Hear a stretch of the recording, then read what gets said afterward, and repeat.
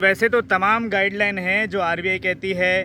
ये इन्होंने कॉल्स की भी बात करी। कॉल्स का भी डिपार्टमेंट ऑफ टेलीकम्युनिकेशन बनाया गया है जो कि अश्विनी वैष्णव जी देखते हैं। तो शायद पता नहीं, शायद उनको पकौड़े तलने के लिए रख दिया गया है। ये कंज्यूमर अफेयर मिनिस्टर जो पीयूष गोयल जी हैं उनको भी शायद पकौड़े तलने के लिए रख दिया गया है, क्योंकि ये सब कंज्यूमर हैं।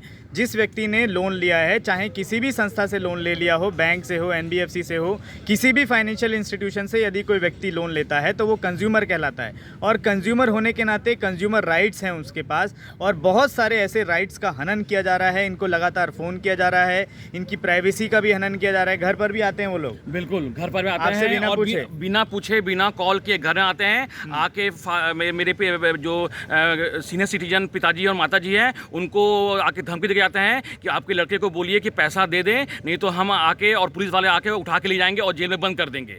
ऐसा नावी फाइनेंस के एक एग्जीक्यूटिव ने किया था। मैंने उसका कंप्लेन आरबीआई में भी किया था, लेकिन वहाँ से कोई प्रॉपर सोल्यूशन आज तक नहीं मिला है। इस केस को हुए कम से कम लगभग 1 महीना हो गया है। ओके, यानी आरबीआई ये कहती है, वैसे तो आरबीआई की गाइडलाइन है कि आरबीआई कहती है कि आरबीआई में शिकायत दर्ज करने के पहले 30 दिन का आपको समय देना है रेगुलेटिंग एंटिटी को। रेगुलेटिंग एंटिटी क्या होती है? जहां से भी आपने लोन लिया है उस संस्था को बोला जाता है रेगुलेटिंग एंटिटी।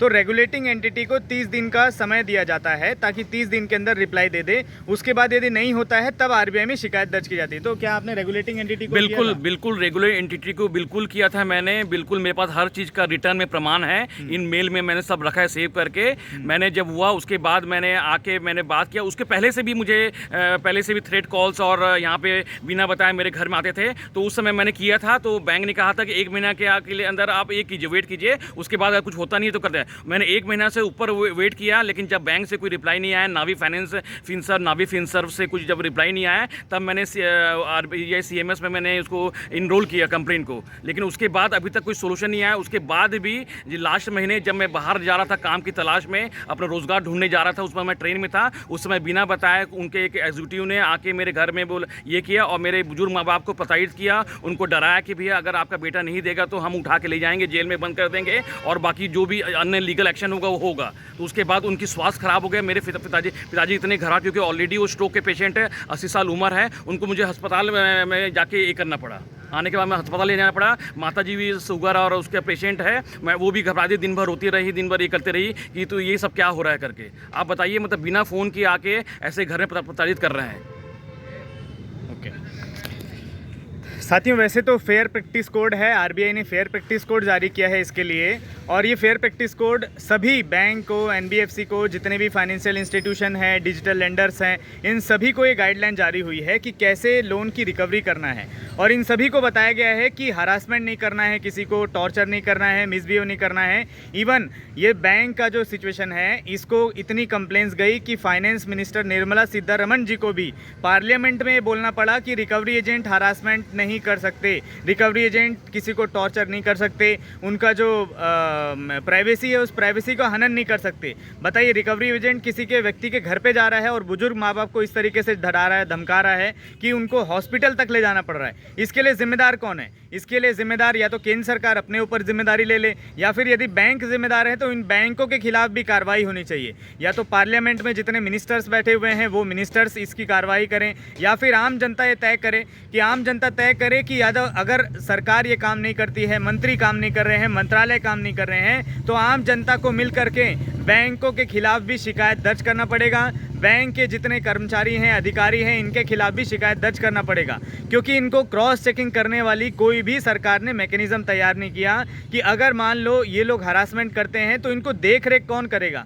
क्या इसके बारे में कुछ जानकारी है आपको कि मान लो आप गाइडलाइन तो जारी कर दिया गया कि हरासमेंट नहीं कर सकते, टॉर्चर नहीं कर सकते? पूरे गाइडलाइंस बना है। तो मैंने देखा है सर, मेरे पास जितने भी लोग आते हैं किसी के पास भी आईडी कार्ड नहीं रहता है एजेंसी का या बैंक का। दूसरी बात है कोई ऑथराइजेशन लेटर नहीं रहता है। दूसरी बात है डेथ रिकवरी एजेंट का जो सर्टिफिकेट रहता है वो भी उनके पास नहीं रहता है, ना होम विजिटिंग लेटर रहता है। और सबसे बड़ी बात ये है कि भैया लोन मैंने लिया है, जो भी बातचीत मुझे मालूम है, अब मुझे बिना कॉल किए मुझे आ जाते हैं घर में आके घर में जो बुजुर्ग लोग हैं या अन्य सदस्य हैं, छोटा बच्चा है, उनको आके डराते धमकाते हैं। तो बताइए, ये तो सर सबसे बड़ा अन्याय है सर ये भी। और ऊपर सबसे बड़ा बात है, गाइडलाइंस में है कि पहले आप फ़ोन करके आएंगे कस्टमर को, लेकिन यहाँ से फ़ोन ही नहीं करते हैं। बाद में क्या बोलते हैं कि भी हमने फ़ोन लगाया था, फ़ोन ही लगा। अरे भाई, दिन में 50 कॉल आ रहे हैं, सबका आ रहे हैं, सबको उठा रहे हैं, आपका फ़ोन कैसे नहीं लग रहा है? मतलब हमेशा ये परापर से झूठ बोलते रहते हैं। यानी ये जानबूझ करके इस तरीके से अपराध किया जा रहा है, और आरबीआई जानबूझ करके चुप है। क्यों आरबीआई लग रहा है आपको जानबूझ करके चुप है? बिल्कुल, आरबीआई सर कुछ नहीं करती है, बस वो डिफरेंट क्लॉज लगा के हमेशा जो ये करते हैं उसका बस 15 दिन बाद, 20 दिन बाद, महीने भर के बाद उसको एक क्लोजर इंटीमेशन से मेल भेज दी थी कि इस धारा के अंतर्गत, ये क्लॉज के अंतर्गत आपका ये है, नहीं हो पाएगा, इसलिए क्लोज करते हैं। इसके ऊपर आप दूसरे कहीं और भी जा सकते हैं, बस ये करते। बाकी यहाँ सोल्यूशन कुछ निकलता नहीं आरबीआई में कंप्लेन करने से। सोल्यूशन कुछ कहीं से कुछ नहीं होता है। बैंक के ऊपर मैं देखा हूँ इतने महीनों से, इतने साल से एक्सपीरियंस हो गया है कि आरबीआई कंप्लेन करने से भी आरबीआई बैंक के ऊपर कोई एक्शन या एजेंसी से ऊपर एक्शन नहीं लेता है। बस वहाँ पे एक लिखा आता है कि भी ये बैंक का कि हमारे स्ट्रिक्ट कोड ऑफ कंडक्ट है, हमारा ये बंदे ने कुछ नहीं किया है, कुछ भी गलत मिसबिहेव नहीं किया है, बस वो लिख के भेज देते हैं। और वो मतलब ऐसा है कि वो ऑलरेडी प्री प्लान टाइप रहता है, उसको लाके बस उसमें कॉपी कर देते हैं और भेज देते हैं। एक्शन कुछ नहीं होता है सर। ये जो गाइडलाइंस वगैरह आरबीआई सब बनी है सीएमएस में सर, मुझे लगता नहीं है कि ये सब मतलब लोगों को इससे कोई मदद नहीं हो रही है। ये सिर्फ एक दिखावे के लिए बनाया गया है बस।